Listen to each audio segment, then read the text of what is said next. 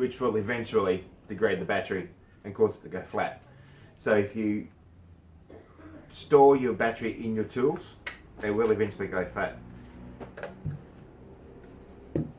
But if you store them on the shelf just like a battery by itself, then you can get as long as 12 months out of them, which is one of the reasons why when we store them in our shops external of the tool, they don't actually go flat once they're fully charged.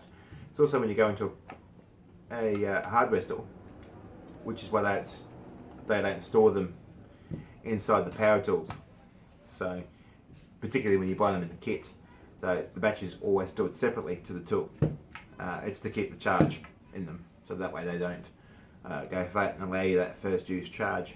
The other thing is too is that lithium ion doesn't have a memory like the nickel cadmium battery does. So, which means you can't false charge them, which is a case of where you bottom out the tool at a certain point and then charge it from that point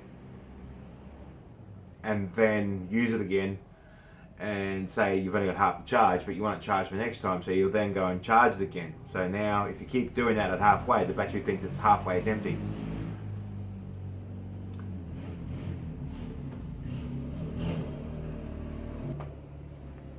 These guys don't have a memory like that, so you can actually run them to nothing and then recharge them again, and they just work as per usual.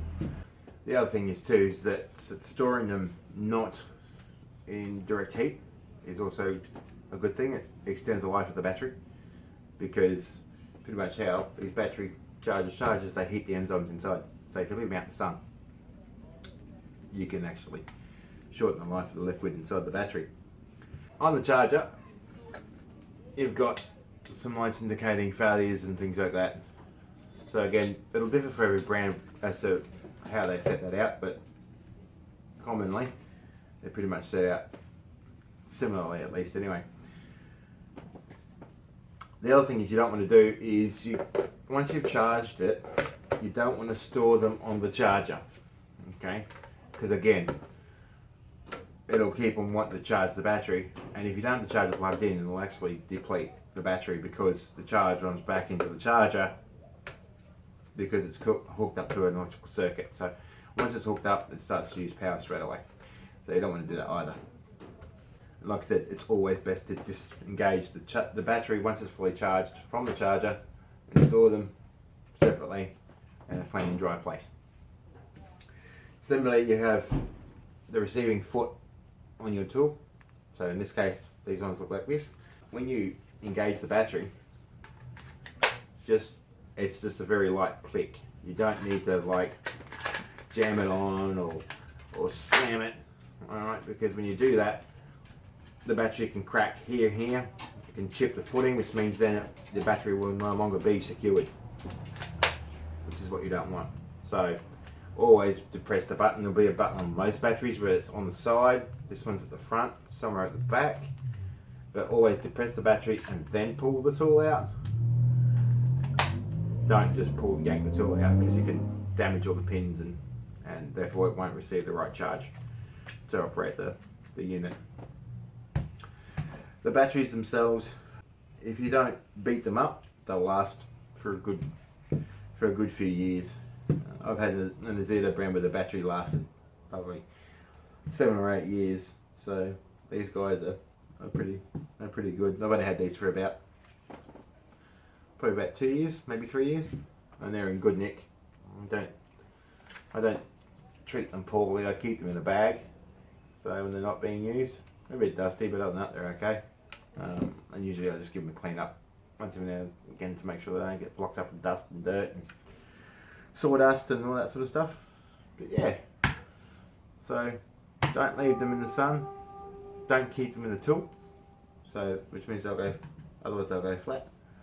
Once they do charge, like I said, you've got basically 12 months of charge in there if you don't use them, as long as you don't use them the whole charge. The minute you use them, or the second you plug them into the tool, they are using charge. So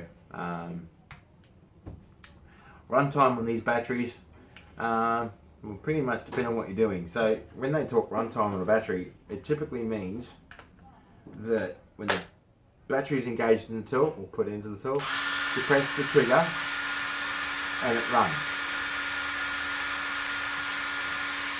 Like that. I've never used a tool like that ever. Obviously this one's usually driving some screws or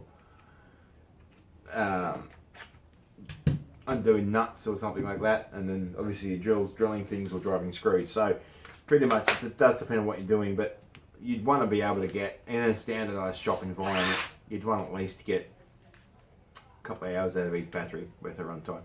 So that's why you always get two. I usually get a big one and a small one, and while the small one's charging, I'll use the big one, and then while I'm using the other one, I'll charge the other one. So that way I've always got access to power.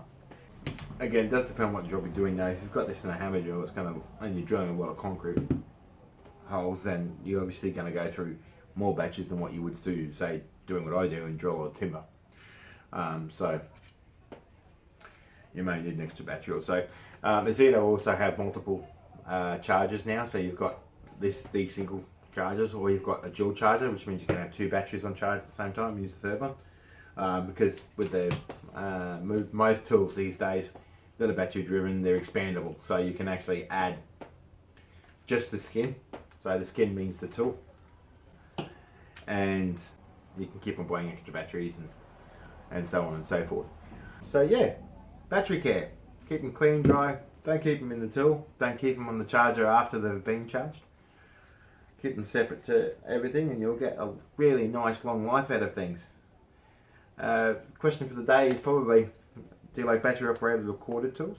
And how do you store your batteries? Do you keep them on a battery driven shelf, or do you keep them in a bag? Let us know in the comments down below. That'd be great. We hope you enjoyed this one, guys. Have a good one. We'll see you on the next one. Thanks.